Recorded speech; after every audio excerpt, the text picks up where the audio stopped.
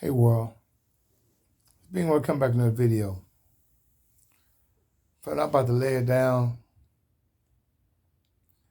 but I was thinking about something my boy told me. One of my family members in the garden, Texas maid, had brought to my attention, and I just thought it was very thought provoking. How just to piggyback on my video I dropped earlier today, I think yesterday, my last video about how the government is considering giving illegal immigrants $450,000 because many of them were separated from their families in 2018, right? But this same notion of giving them retribution, financial retribution, trips me out because it's like, you heard of ADOS, African Descendants of Slavery.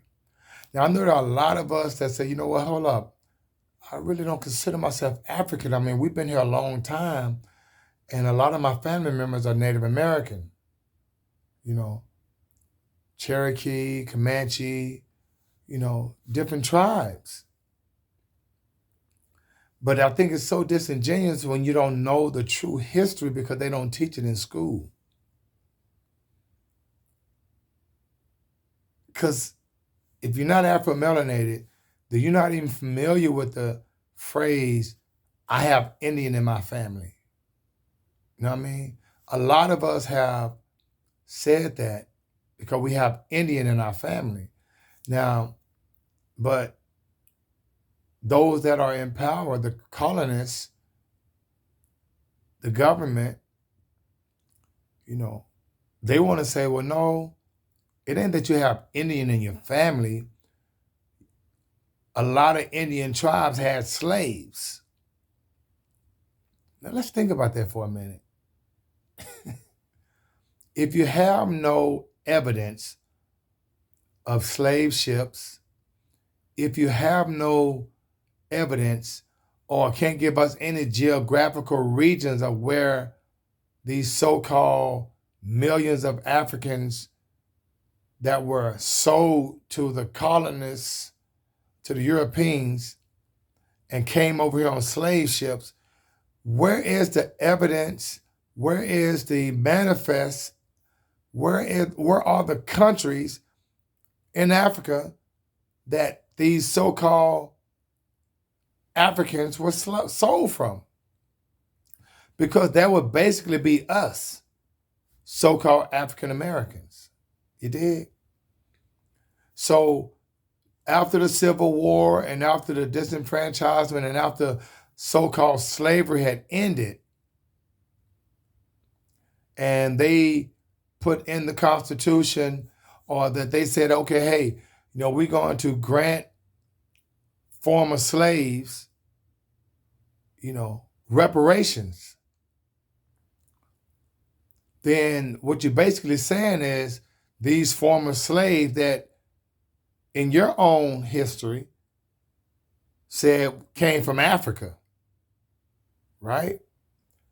But you have no documentation, you have no ship manifest, you have no proof of what country in Africa these individuals came from. Now they can say, well, it was West Africa. Okay, but where's the proof? Because you said there were millions of us came over to this country on slave ships. I mean, you document it in your propagandized movies on the television. Roots, 12 Years Slave, all these movies that they show us in the bottom of ships. What country did you get them from?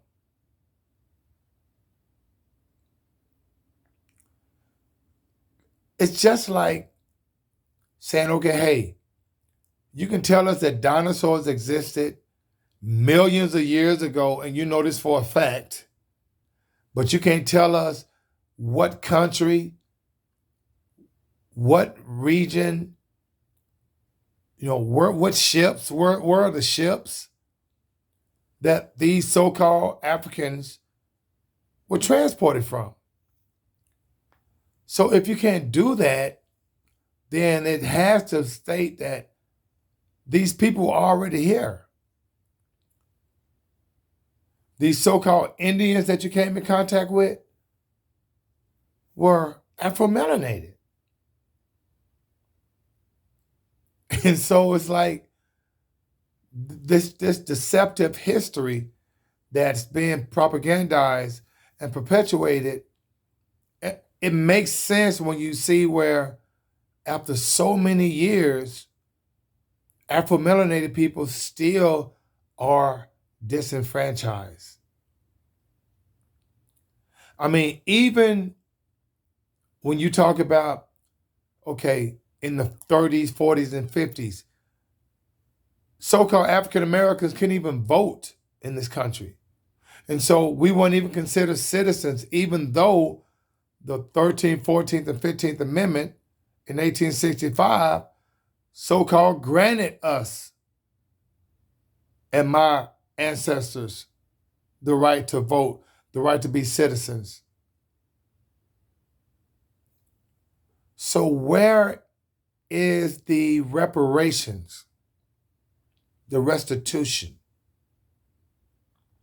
If you so-called apologize for slavery, then why aren't you doing the research, or why aren't you saying, okay, hey, if you African American, if you're an American citizen, because see, that's the only criteria, that you're an American citizen, that you can be traced back 3, 4, 5 generations of being an American citizen.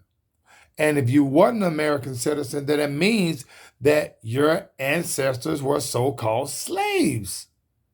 So that in itself justifies reparations. So to have just 3 years ago to say that illegal immigrants are able to receive $450,000 for mistreatment that lasted less than 3 months. Are you serious? The Japanese during World War II in 1943 to 48, they received reparations.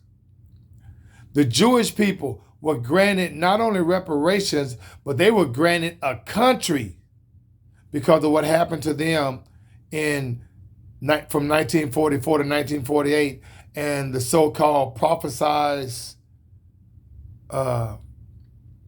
situation in the Bible, which in the Bible it says those that say they are Jews aren't Jews. And if you look at what a Jew is according to the Bible, it's a lineage. It's family. It's from the 12 tribes of Judah. You know what I mean? It's from the 12 tribes. I mean, Jacob had 12 sons, and Judah was one of his sons. Know what I mean?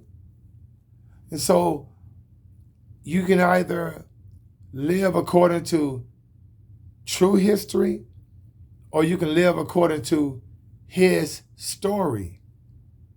And it all makes sense. Those that came to this country and colonized, and you got to realize what colonization was. Colonization was the destruction of another culture, another group of people's culture, language, religion, and way of life. That's what colonization is. And they teach colonization in schools today. And to make it like it's a good thing, it's whoever colonized, it's their history. I mean, think about, and family, if you didn't have a chance, look up Mississippi Punch Bowl and look what happened to those so-called slaves and what the Union soldiers did to them in Mississippi. Or in 1921 in Tulsa, Oklahoma. Shout out to Texas Made. Or Rosewood. Okay? Or all of the people that were killed. And I mean, remember, they had the KKK in America. And the KKK were only killing and torturing and doing horrible things to so-called African Americans. So if the government allowed an organization like the KKK to exist, then the government should be responsible for retribution and reparations for the families and the descendants of those that was affected by that particular organization that they allowed to exist in America. There is no other organization that basically did what the KKK did to so-called African Americans and Jewish people. That never happened to Hispanics or Asians or Caucasians. This organization was able to exist in America, and not only able to exist in America, those that were in government, those that were in Congress, those were lawmakers, were a part of this organization. So this whole notion of this republic, this democracy, I mean, it's ridiculous. And see, those that are so-called elected are basically selected because every year nothing happens. A politician, a congressman, a senator, a judge, they don't do anything for those that are not a part of who they are. High taxes, high inflation, high interest rates only affect the masses. The incarceration rate, who's in prison, who's on welfare, the school system. And if you look at majority of these school districts in America, those that are underfunded, look at the demographic of people in those schools. Family, I was coming back with this one because I was about to lay it down. But I was thinking, I was like, man, this is unbelievable. How can you give people that come to this country illegally damn near $1 million, $500,000, but the families that's been affected by all the things that the government did to them? We're not saying how, they put them in, they separated them from their families in 2018 during the Trump administration, or they got separated from their families. No, we're talking about not being able to live. Family, in the 1950s, an African American, so-called African American, couldn't even marry someone white. Now you look on the television today, and that's all you see. You were killed. You put in jail. It was against the law.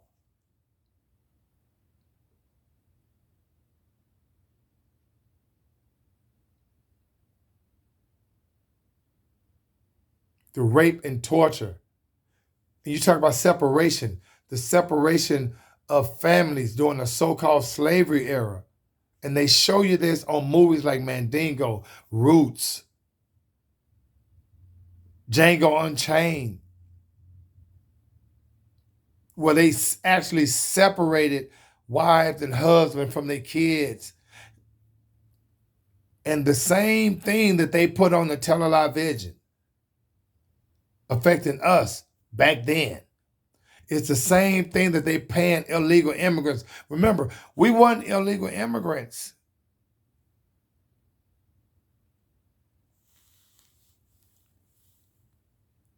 So you got to really take a strong look at what's going on today and what went down yesterday and how what went down yesterday is affecting today.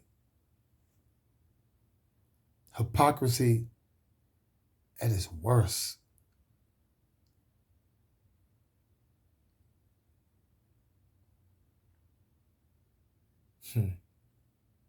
Even from an educational system standpoint, look at the number of kids that are in special education. I mean, look at the so-called black leaders, Martin Luther King Jr. Get out of here, dude. You were fighting to have black kids go to school with white kids when you know that those white kids were groomed to be racist against black kids.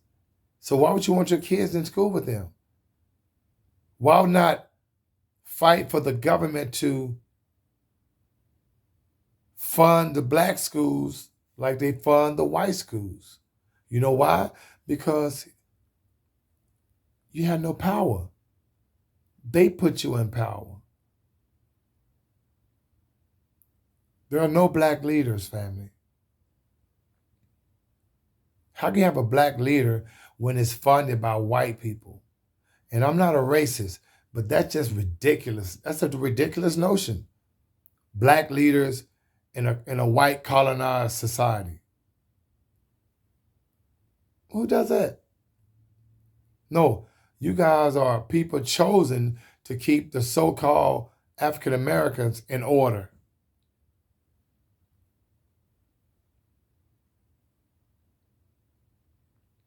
A lot of people waking up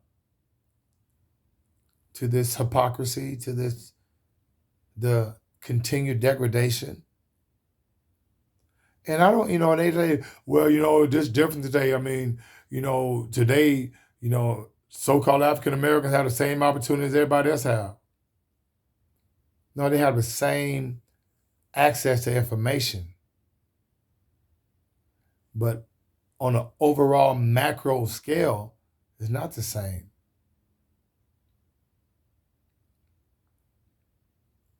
And historically speaking, the fact that there's no reparations for so-called African Americans is a travesty.